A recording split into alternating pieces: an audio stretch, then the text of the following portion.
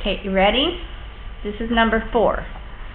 Okay, on lesson 57. So it says, another little car went by, another little car went by at a speed of 40 kilometers per hour.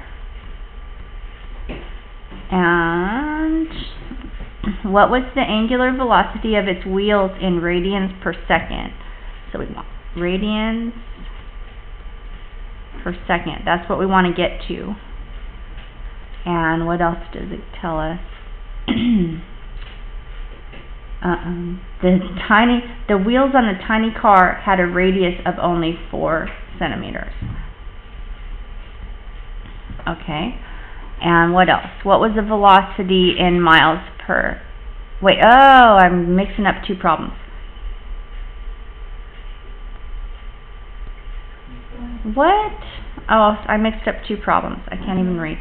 Another little car went by 40 kilometers per hour. What was the angular velocity of its wheels in radians per second if the diameter of the wheels was 10 centimeters? So the radius was 5. If the diameter is 10, is that okay? So there. So we know that there's a formula, or you should know that there's a little formula that says linear velocity equals the radius times omega, omega being radians per unit time. So it's an angular velocity, however many radians it goes through in a certain amount of time. We want radians per second. Since we're being asked to find angular velocity, I think we should divide both sides by r to get angular velocity by itself. So I'm going to divide both sides by r. Now I have angular velocity is going to be linear velocity over the radius. So that's just simply going to add, or going to plug some stuff into my formula. The linear velocity is given in kilometers per hour, and then the radius is 5 centimeters. So I have 40 kilometers per hour, and instead of making like a complex fraction right here, I'm thinking about just multiplying by the reciprocal. You know, instead of dividing by 5, I'm going to multiply by 1/5, if that's okay.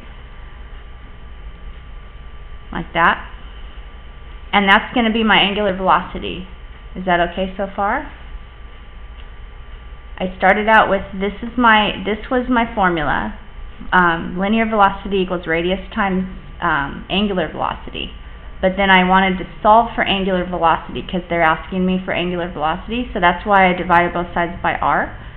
And then I have that angular velocity is linear velocity divided by r, which is radians. So this right here is my linear velocity. And then this is my radians. I'm dividing, so instead of dividing, I multiply by the reciprocal. Or I just wrote it as a separate fraction. And the reason I did that is because I want to go through and get do some unit multiplier stuff and get rid of these units that I have. So let's see. I want the centimeters and the kilometers to go away. So I think I can go meters. I can go centimeters and meters. That'll get rid of the centimeters, right? So there's 100 centimeters in 1 meter. So that'll help a little bit.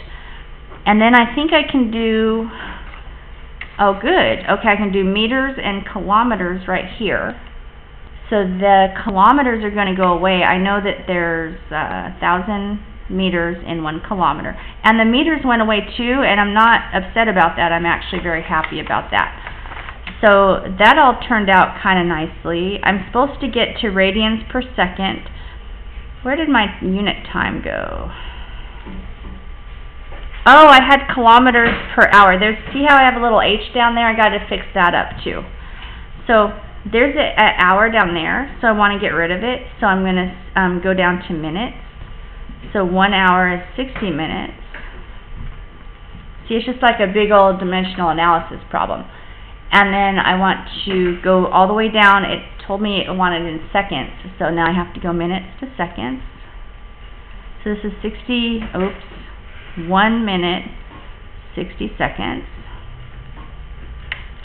So then this is my grand total answer, because now, and remember, I'm allowed to just, radians can come and go as they please. That's what it says, the author of the book said. They didn't give us a really good explanation for why. But we got 40 times 100 times 1,000, 40 times 100 times 1,000.